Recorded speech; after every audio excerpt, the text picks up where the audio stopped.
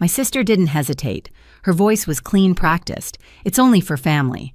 I stood there with my phone pressed to my ear, realizing I'd just been uninvited from my parents' anniversary party, the one I helped pay for. In one sentence, I stopped being a daughter and became an inconvenience. I didn't argue. I didn't cry. I felt something colder settle in. Because if I wasn't family anymore, I wasn't obligated either, and the choice I made next would unravel everything they thought they controlled.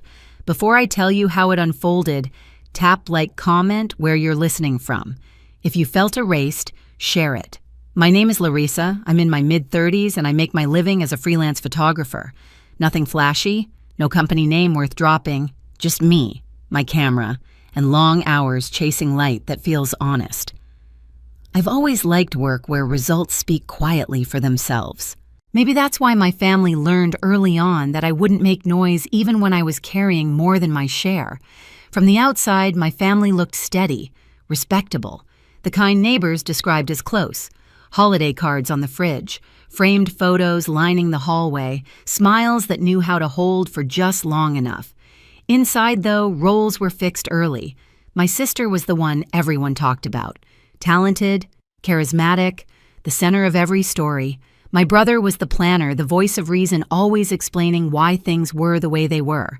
And then there was me, reliable, quiet, the one who made problems disappear without asking to be seen doing it. Money was how I helped, not because anyone demanded it outright, but because the need was always implied. A message about repairs that couldn't wait, bills that stacked up faster than expected, a rough patch that would only be temporary. I sent payments the way some people send apologies quickly, instinctively without wanting credit. Every transfer felt like proof I belonged. Like if I kept the foundation solid, no one would question my place in the family. Gratitude came in small doses. A brief thank you, a soft, "you're a lifesaver." Then the subject would change. No one asked how it felt to always be the one filling the gap.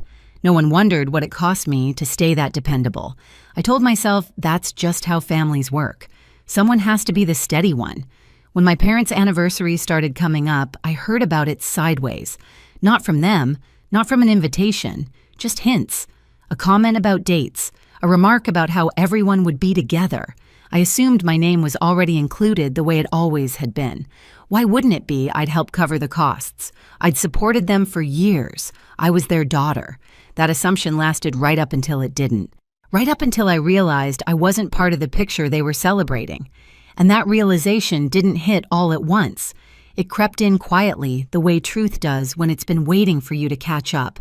By the time I understood what was really happening, it was already too late to pretend this was just a misunderstanding. The weeks leading up to the anniversary moved strangely. Nothing dramatic happened at first. No arguments, no blow-ups, just small requests spaced close enough together that I felt them before I questioned them. My sister texted one afternoon, casual as ever. She needed help covering travel costs for a relative. "It's not much," she said. The number wasn't outrageous, but it wasn't small either. I stared at the message longer than usual. Something in me hesitated. Not because I couldn't afford it, but because I was tired of pretending these asks were temporary. So I said no. Just one word, no explanation, no apology attached. The reply came fast. Not angry, disappointed. The kind that's meant to bruise quietly.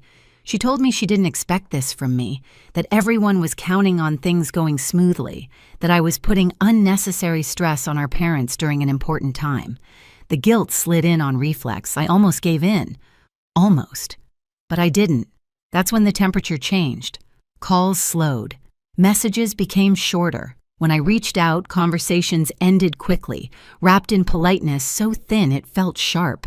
I told myself I was imagining it.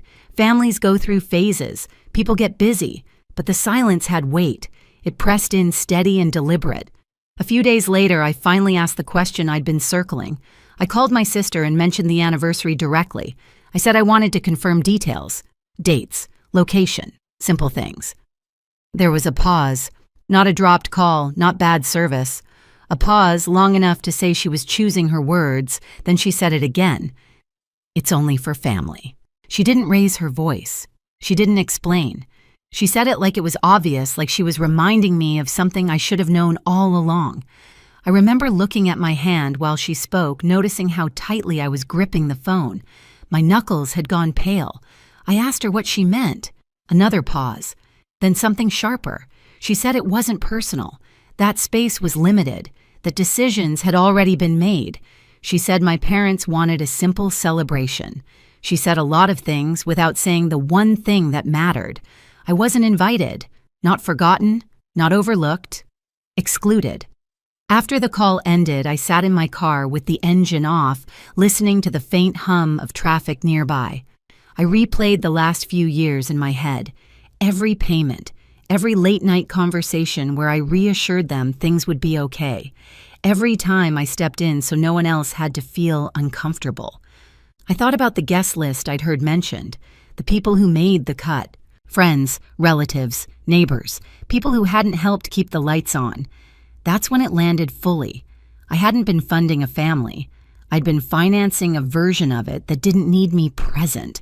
I wasn't a daughter in that picture. I was a line item, useful, silent, replaceable. And once I saw it, that clearly I couldn't unsee it. What broke me wasn't the party. It was understanding that this wasn't a mistake. It was a choice, one they were comfortable making. That night, everything went quiet in a way I wasn't used to. Not the comforting kind of quiet, the kind that makes you notice the hum of the fridge, the tick of the wall clock, the way your own breathing sounds unfamiliar when no one else is asking anything from you. I didn't cry. That surprised me. I kept waiting for the wave to hit the anger, the sadness, the urge to explain myself to someone who might finally understand. It never came. What settled in instead was a clear, almost clinical calm. I sat at my desk and opened my laptop, not to work, but out of habit. The screen glowed back at me with half-edited photos, light and shadow. People framed carefully so you could see who they were without being told. I realized I'd been doing the opposite in my own life, overexposing myself so others could stand comfortably in the frame. I closed the laptop. For the first time in years, I didn't think about what I owed anyone. I thought about what it would feel like to step out of the role I'd been cast in. Not dramatically, not angrily, just quietly. The realization came fully formed. If I wasn't family to them, then I didn't need to keep performing like I was. I didn't need to argue that point. I didn't need permission to stop. I packed slowly. Not like someone running away, like someone being deliberate. Camera first, the good lens, a couple of memory cards, clothes that felt like me, not like someone visiting out of obligation. I lined everything up on the bed and noticed my hands weren't shaking. I called my best friend. She picked up on the second ring. I told her I was leaving town. I didn't explain why. I didn't have to. She asked where.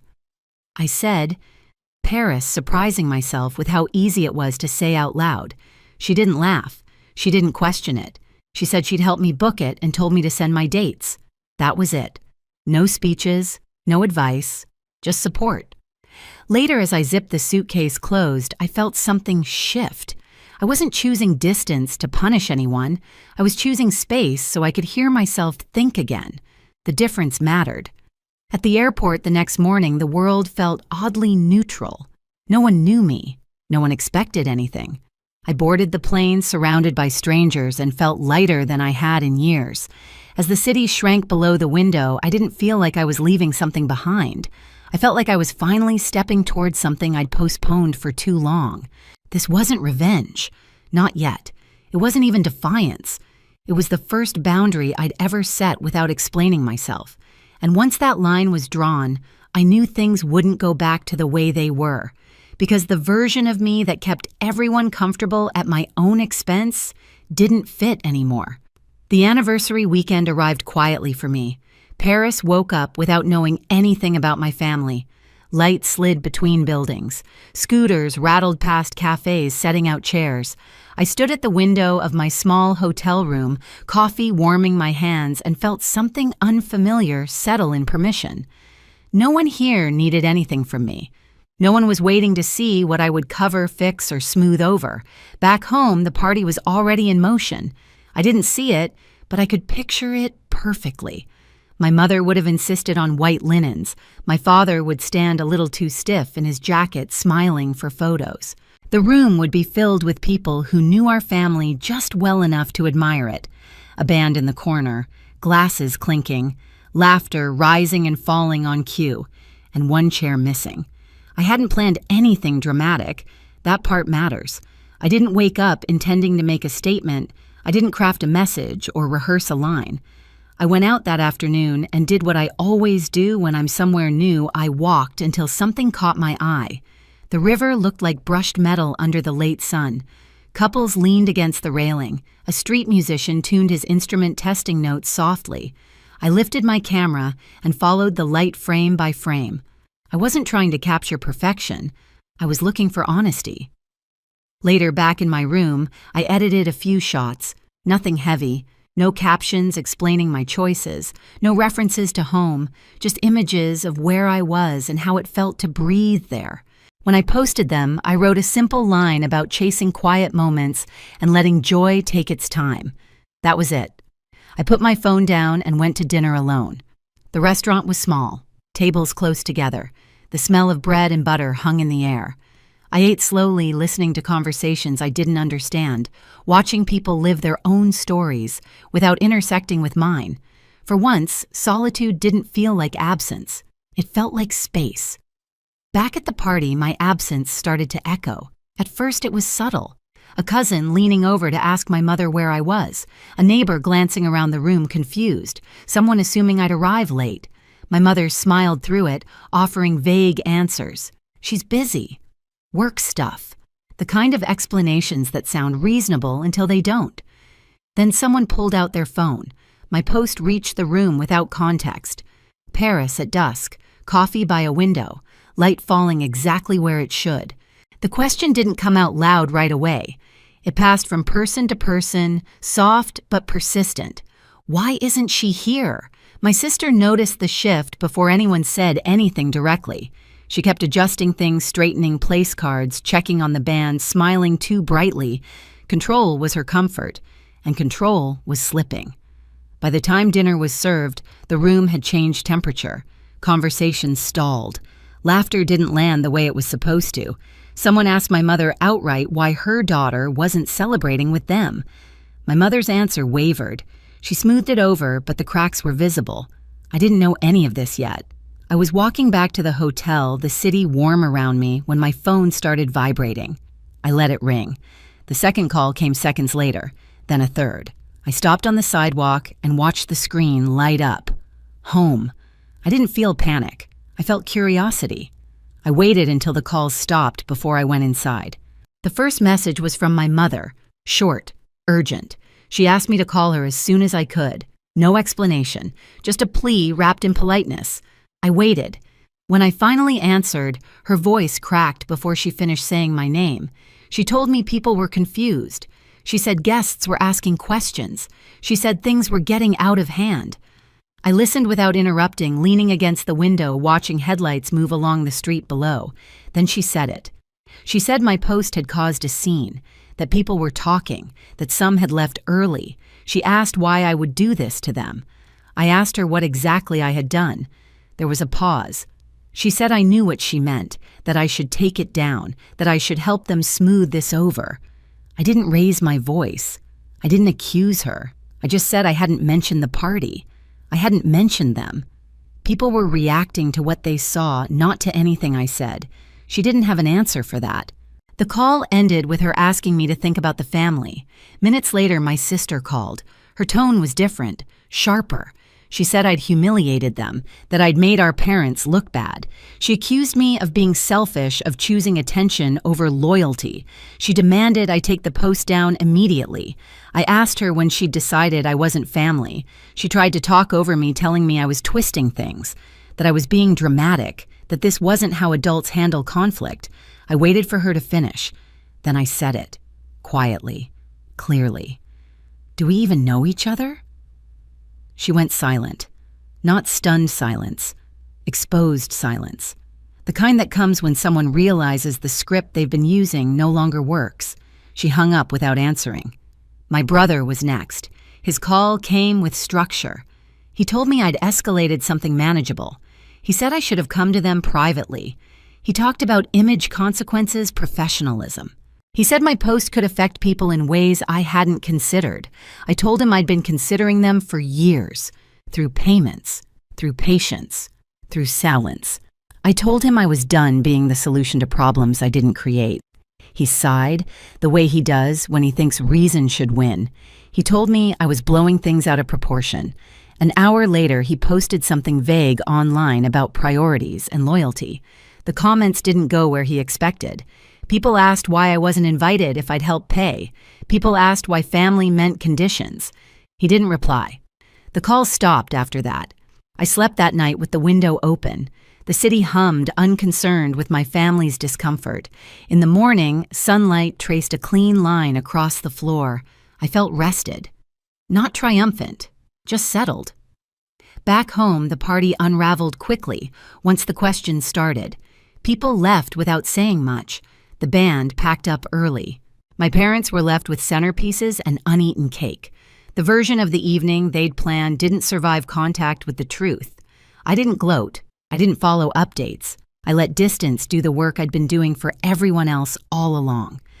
Later that day, my phone buzzed again. My mother's name lit the screen. This time, her voice was smaller. She asked me to come home. She said they wanted to fix things. She said they wanted everything back to normal.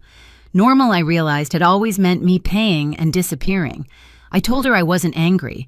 I told her I was just finished pretending. I said I was building something different now. She cried. I didn't move. When the call ended, I stood by the window again. Boats drifted along the river, steady and unbothered. I thought about how many times I'd stayed quiet to keep peace that only flowed one way. The confrontation hadn't been loud. There was no shouting match, no dramatic walkout.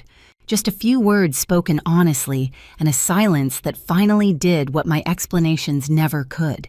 The days after that felt strangely light. Not easy, but lighter. The noise thinned out on its own. Messages slowed. Calls stopped coming in clusters. What remained was quiet that didn't demand anything from me. Back home, the story settled into something people could understand. Not rumors, not drama, just facts. I wasn't invited. I'd helped financially. Questions answered themselves. Friends of my parents grew distant, polite in a careful way. Invitations stopped arriving. Conversations shortened. The image my family had relied on no longer held without effort, and no one wanted to keep propping it up. My parents reached out again, softer this time. They said they wanted to reset. They didn't say sorry. They didn't acknowledge the exclusion. They just wanted things to feel familiar. I understood what they were asking for. Familiar had always meant my silence and my support. I didn't give them either.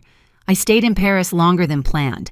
Not to avoid anyone, but because work started to find me there.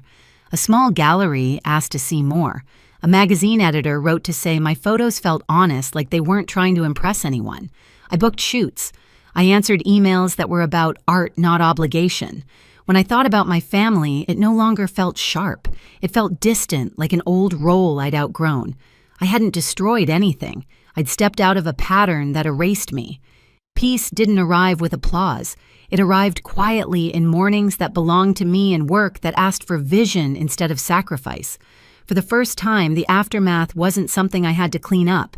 I didn't win against my family. I didn't take anything from them. I simply stopped shrinking so they could stay comfortable. That was the real shift. Family isn't supposed to feel like a debt you keep paying just to stay included. And boundaries aren't punishment. They're clarity. If you've ever been excluded by the very people you kept showing up for, I want you to know this. Choosing yourself doesn't make you cruel. It makes you accurate. If this story hit close to home, share your experience in the comments and subscribe so you don't miss the next one.